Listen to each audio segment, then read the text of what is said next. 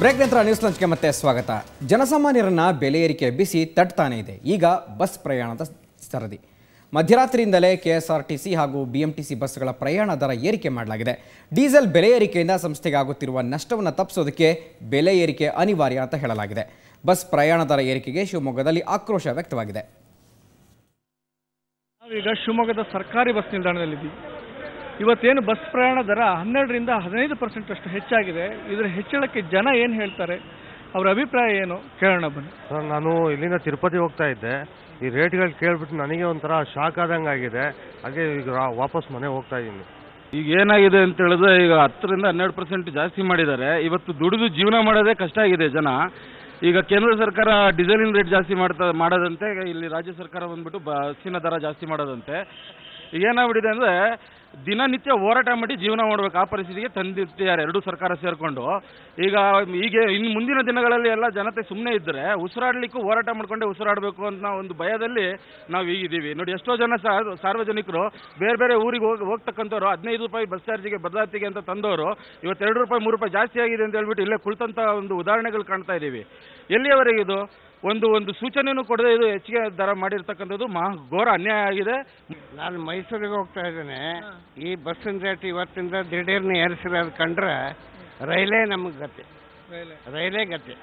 ಬಸ್ಸಿಗೆ ಹೋಗೋಕ್ಕಾಗಲ್ಲ, ಅಷ್ಟು ದುಡ್ಡು ಕೊಡೋಕ್ಕೂ ಹೋಗಲ್ಲ. ಭಾಳ ಬಡವರಿಗೆ ಇದು ಹೊಡೆತ. ಏನು ಕೆಲಸ ಮಾಡ್ತಾರೆ ಕೆಸಿಟಿಸಿಯವರು, ಸರ್ಕಾರದವರು?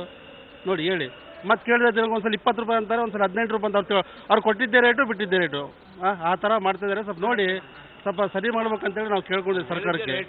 ಬಸ್ ದರ ಜಾಸ್ತಿ ತಪ್ಪೋದು. ಅದು ನಮ್ಮ ಜನಗಳಿಗೆ ಕೇಳಿದ ಬಸ್ ದರ ಜಾಸ್ತಿ ಮಾಡ್ಬೇಕು. ನೀವು ಸುಮ್ಮನೆ ಏಕದಮ್ ಮಾಡೋದಲ್ಲ ಅದು. ಏನು ಶಿವಮೊಗ್ಗ ಬಸ್ ನಿಲ್ದಾಣದಲ್ಲಿ ಇವತ್ತು ಸಾರ್ವಜನಿಕರು ಬಸ್ ದರ ಜಾಸ್ತಿ ಆಗಿದ್ರ ಬಗ್ಗೆ ಬಸ್ ವ್ಯವಸ್ಥೆ ಸೂಕ್ಷ್ಮವಾಗಿ ಬದಲಾವಣೆ ಆಗಬೇಕು ಮತ್ತು ಈ ರೀತಿ ಏಕಾಏಕಿ ದರ ಏರಿಸೋದ್ರಿಂದ ಸಾರ್ವಜನಿಕರಿಗೆ ತೊಂದರೆ ಆಗುತ್ತೆ ಅನ್ನೋ ಕೂಡ ಮಾತನ್ನ ಹೇಳ್ತಾ ಇದ್ದಾರೆ. ಕ್ಯಾಮರಾ ಪರ್ಸನ್ ನವೀನ್ ಹಾವೇರಿ ಜೊತೆ ರಾಜೇಶ್ ಕಾಮತ್, ಸುವರ್ಣ ನ್ಯೂಸ್, ಶಿವಮೊಗ್ಗ. ಹಾಯ್ ಬೆಂಗಳೂರು ಪತ್ರಿಕೆ ಸಂಪಾದಕ ರವಿ ಬೆಳಗೆರೆ ವಿರುದ್ಧ ಚಿತ್ರದುರ್ಗ ನ್ಯಾಯಾಲಯ ಮತ್ತೆ ವಾರೆಂಟ್ ಜಾರಿ ಮಾಡಿದೆ. ಚಿತ್ರದುರ್ಗ ನಗರಸಭೆ ಅಧ್ಯಕ್ಷೆ ಸುನೀತಾ ಮಲ್ಲಿಕಾರ್ಜುನ್ ವಿರುದ್ಧ ಅವಹೇಳನಕಾರಿ ಲೇಖನ ಬರೆದ ಆರೋಪದ ಕೇಸಿನಲ್ಲಿ ರವಿ ಬೆಳಗೆರೆ ವಿರುದ್ಧ ಜಾಮೀನು ರಹಿತ ವಾರೆಂಟ್ ಜಾರಿಯಾಗಿತ್ತು. ವಿಚಾರಣೆಗೆ ರವಿ ಬೆಳಗೆರೆ ಇಂದು ಕೋರ್ಟ್ಗೆ ಹಾಜರಾಗಬೇಕಾಗಿತ್ತು. ಆದರೆ ಕೋರ್ಟ್ಗೆ ಇಂದೂ ಕೂಡ ರವಿ ಬೆಳಗೆರೆ ಬರದ ಹಿನ್ನೆಲೆಯಲ್ಲಿ ಬೆಂಗಳೂರು ಪೊಲೀಸ್ ಕಮಿಷನರಿಂದ ವಾರೆಂಟ್ ಜಾರಿ ಮಾಡಿಸಿ ಅಂತ ಚಿತ್ರದುರ್ಗ ಜಿಲ್ಲಾ ನ್ಯಾಯಾಲಯದ ನ್ಯಾಯಾಧೀಶರು ಆದೇಶ ಹೊರಡಿಸಿದ್ದಾರೆ. ಅವನೊಬ್ಬ RMP ವೈದ್ಯನಂತೆ. ಹಾಗಂತ ಹೇಳಿಕೊಂಡು ಜನರನ್ನ ವಂಚಿಸ್ತಾ ಇದ್ದ ನಕಲಿ ಬಾಬಾ ಚಿತ್ರದುರ್ಗದಲ್ಲಿ ಸಿಕ್ಕಿಬಿದ್ದಿದ್ದಾನೆ. ದಿನವೂ ಮರದ ಕೆಳಗಡೆ ನಿಂತು ಕಪ್ಪು ಮಾತ್ರೆಗಳನ್ನು ಮಾರ್ತಾ ಇದ್ದ. ಶಿವಮೊಗ್ಗದ ಇಬ್ರಾಹಿಂ ಎಂಬಾತ RMP ವೈದ್ಯ ಅಂತ ಹೇಳಿಕೊಂಡು ಚಿತ್ರದುರ್ಗಕ್ಕೆ ಬಂದಿದ್ದಾನೆ. ಸಂತೆ ಹೊಂಡದ ಬಳಿ ಇರುವ ಹರಳಿ ಮರದ ಕೆಳಗೆ ದಿನವೂ ಗಿಡಮೂಲಿಕೆಗಳಿಂದ ಮಾಡಿರುವ ಕಪ್ಪು ಮಾತ್ರೆಗಳನ್ನು ಮಾರ್ತಾ ಇದ್ದ. ಈ ಮಾತ್ರೆಗಳನ್ನು ಸೇವಿಸಿದರೆ ಹೊಟ್ಟೆ ನೋವು, ಕೆಮ್ಮು, ಜ್ವರ, ಗ್ಯಾಸ್ ಟ್ರಬಲ್, ಲೈಂಗಿಕ ಸಮಸ್ಯೆಗಳು ಹಾಗೂ ಸಾವಿರಾರು ರೂಪಾಯಿ ಹಣದಲ್ಲಿ ಗುಣಮುಖವಾಗುವ ಕಾಯಿಲೆಗಳೆಲ್ಲ ಕೇವಲ 100 ರೂಪಾಯಿನಲ್ಲಿ ವಾಸಿಯಾಗುತ್ತೆ ಅಂತ ಜನರನ್ನ ನಂಬಿಸಿ ಮೋಸ ಮಾಡ್ತಾ ಇದ್ದ. ಇದರಿಂದ ಜನರು ಮುಗಿಬಿದ್ದು ಮಾತ್ರೆಯನ್ನು ಕೊಂಡ್ಕೊಳ್ತಾ ಇದ್ರು. 5-6 ತಿಂಗಳು ಹೀಗೆ ಮಾತ್ರೆ ಮಾರ್ತಾ ಇದ್ದ ನಕಲಿ ಬಾಬಾನ ನಿಜ ಬಣ್ಣ ಈಗ ಬಯಲಾಗಿದೆ. ಈ ನಕಲಿ ವೈದ್ಯನನ್ನ ಕರ್ನಾಟಕ ರಕ್ಷಣಾ ವೇದಿಕೆ ಕಾರ್ಯಕರ್ತರು ಪೊಲೀಸರಿಗೆ ಒಪ್ಪಿಸಿದ್ದಾರೆ.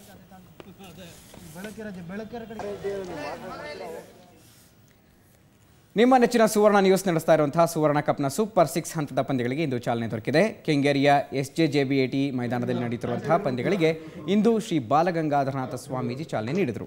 ಇನ್ನು ಕಾರ್ಯಕ್ರಮದಲ್ಲಿ ಉಪಮುಖ್ಯಮಂತ್ರಿ ಆರ್ ಅಶೋಕ್ ಹಾಗೂ ಸುವರ್ಣ ನ್ಯೂಸ್ನ ಸಂಪಾದಕರಾದ ವಿಶ್ವೇಶ್ವರ ಭಟ್ ಅವರು ಬ್ಯಾಟಿಂಗ್ ಮಾಡುವ ಮೂಲಕ ಎಲ್ಲರ ಗಮನ ಸೆಳೆದರು. ಇಂದಿನಿಂದ 3 ದಿನಗಳ ಕಾಲ ನಡೆಯಲಿರುವ ಈ ಸೂಪರ್ 6 ಹಂತದ ಪಂದ್ಯಗಳು ಬುಧವಾರ ಅಂತ್ಯಗೊಳ್ಳಲಿವೆ. ಇನ್ನು ಸುವರ್ಣ ಕಪ್ ಟೂರ್ನಿ ಬಗ್ಗೆ ಅಶೋಕ್ ಮೆಚ್ಚುಗೆಯ ಮಾತುಗಳನ್ನಾಡಿದರು.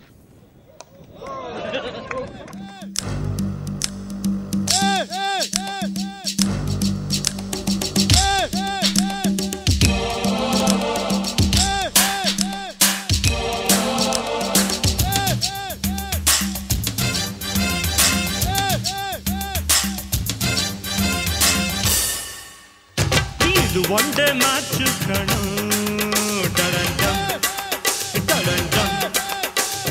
ತೆಂಡೂಲ್ಕರ್ ಬ್ಯಾಟಿಂಗ್ ಕಣೋ,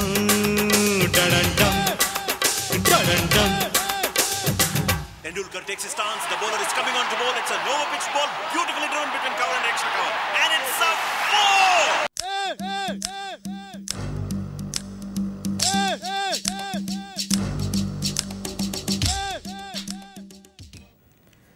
ನ್ಯೂಸ್ ಲಂಚ್ನಲ್ಲಿ ಇನ್ನಷ್ಟು ಸುದ್ದಿಗಳನ್ನು ನೋಡೋಣ ಬ್ರೇಕ್ನ ನಂತರ.